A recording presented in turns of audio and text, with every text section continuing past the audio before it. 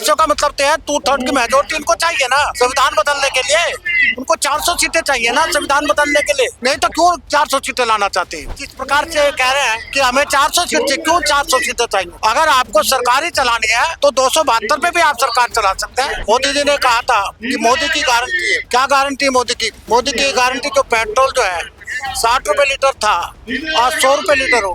संविधान ऐसे खतरे में हो गया कि ये लोग काम ही कुछ इस प्रकार का कर रहे हैं, कहते कुछ और करते कुछ, इसलिए खतरे में।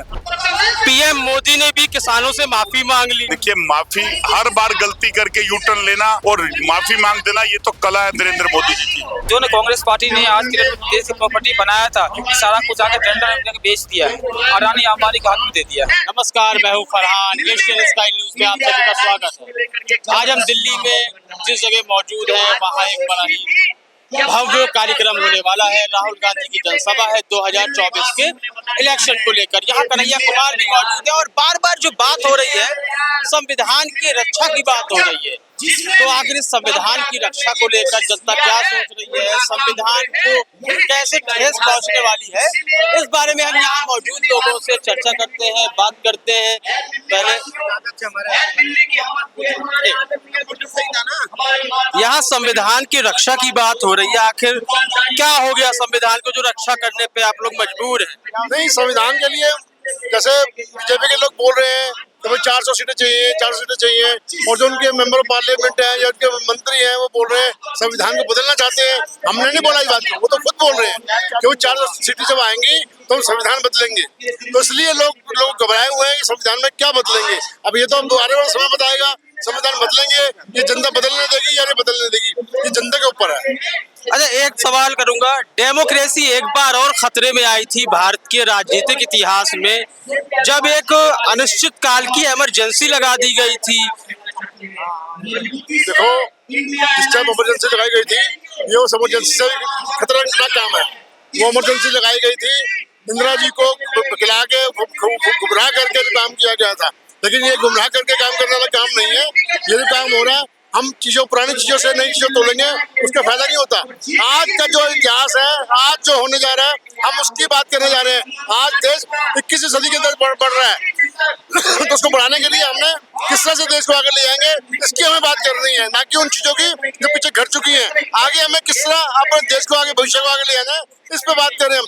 आज मंदिर मस्जिद गुरुद्वारों पर बात नहीं करनी चाहिए, आज देश के विकास की बात करनी चाहिए, इससे देश की बात होनी चाहिए। अभी देखो कन्हैया कुमार सब बोल रहे हैं, इससे बात करनी चाहिए। एक सवाल आपसे कि जब इंदिरा गांधी ने इमरजेंसी लगाई थी तो सत्ता जाने का डर था, तब भी कहीं ना कहीं लोकतंत्र खतरे में था। आज भी क्या सत्ता जाने की वजह से कहा जा रहा है कि संविधान खतरे में है, संविधान बदल दिया जाएगा? तो इन दोनों बातों को आप किस तरह देखते हैं? देखिए, उन दोनों बातों का समन्वय इस बात से बनता है कि अगर भारतीय जनता पार्टी उस इमरजेंसी को संविधान विरोधी कहती है और उन्हीं के चुने हुए सांसद हेमंत हेगड़े कहते हैं कि 400 सीटें मिलेंगी तो हम संविधान बदल देंगे, पीएमओ के अधिकारी बोलते हैं शोर शबराए कि 400 सीटें दिलवा दो हम संविधान बदल देंगे, सांसद साउथ का बोलता है कि 400 सीटें दिलवा दो संविधान बदल देंगे। इमरजेंसी की जो लगी थी वो किसी परियोजना के तहत नहीं लगी थी, वो हालात को देखते हुए लगी थी और उसकी समय याचना के लिए हमारे नेताओं ने माफी भी मांगी और देश की जनता ने उसके प्रति रोष करते हुए उस सरकार को बदला भी था। और आज की सरकार तो देश के विश्वास के साथ धोखा कर रही है। जो 2014 में जिस जनता ने चुन के दिया और 19 में फिर बहुमत दे के दिया और 24 में बहुमत लेने के लिए उन्हीं के सांसद ये कहते हैं कि 400 से पार बढ़ा दो, हम देश का संविधान बदल देंगे। जो संविधान देश के गुरबा गरीब, हर जाति वर्ग, हर धर्म, हर जात वर्ग को संविधान की आजादी देता है। और सौभाग्य से या बद सौभाग्य से कहिए कि एक चाय वाले को देश का प्रधानमंत्री बना देता है और उन्हीं के व्यक्ति कहते हैं कि हम संविधान बदल देंगे। और देश के प्रधानमंत्री कब जागते हैं? जब कह रहे हैं कि कोई संविधान नहीं बदलेगा, बाबा साहब अम्बेडकर भी आ जाए, क्या उन्होंने अपने किसी सांसद की बात को काटा?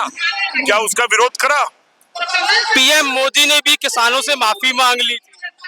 देखिए, माफी हर बार गलती करके यू टर्न लेना और माफी मांग देना, ये तो कला है नरेंद्र मोदी जी की। 2 बार देश के किसान अन्नदाता सड़कों पे आए, 700 से ज्यादा किसान को शहादत करवा दी गई, कीलों के द्वारा, बिल्डोजरों के द्वारा और गोलियों के द्वारा, और बाद में कहा कि मेरा मन पे से शायद मुझसे गलती हो गई थी। तो किसान तो आज भी सिंधु बॉर्डर पे बैठा हुआ है, तो देश के प्रधानमंत्री क्यों नहीं सुध ले रहे उनकी? क्योंकि देश के अंदर जब क्राइसिस आया और जब देश के अंदर कोरोना जैसी महामारी आई, देश की एक ही अर्थव्यवस्था थी, कृषि प्रधान देश हिंदुस्तान, उसने अपनी इस कृषि प्रधान प्रणाली के अंदर पूरे हिंदुस्तान को संभाला और अर्थव्यवस्था को चलाया। क्यों देश के प्रधानमंत्री ने दो पूंजीपतियों को उसके अधीन कर दिया? जवाब दे।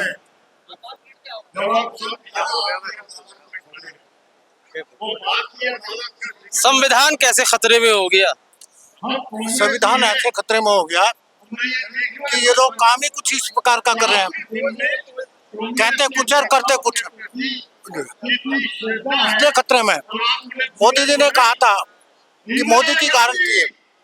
क्या गारंटी मोदी की? मोदी की गारंटी जो पेट्रोल जो है 60 रुपए लीटर था, आज 100 रुपए लीटर हो गया। जो गैस का सिलेंडर 400 रुपए का था, आज 1100 रुपए का हो गया। मतलब आप लोग डरे हुए हैं कि संविधान बदल सकता है? बिल्कुल डरे में है। जिस प्रकार से कह रहे हैं कि हमें 400 सीटें, क्यों 400 सीटें चाहिए? अगर आपको सरकार ही चलानी है तो 272 पे भी आप सरकार चला सकते हैं। 400 का क्या मतलब है?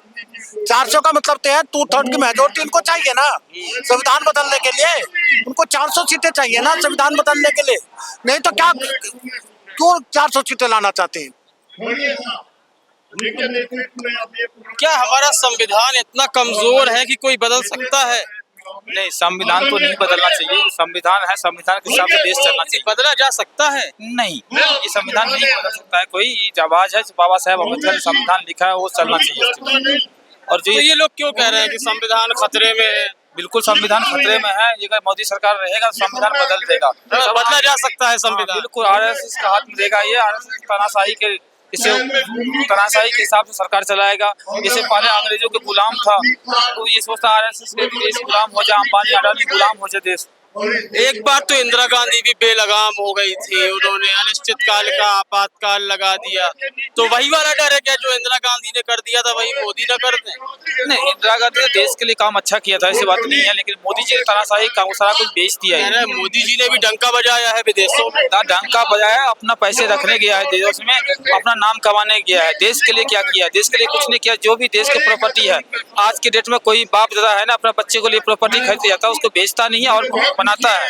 आज जो ने कांग्रेस पार्टी ने आज के देश की प्रॉपर्टी बनाया था, सारा कुछ आके टेंडर में बेच दिया है, अडानी अंबानी के हाथ में दे दिया।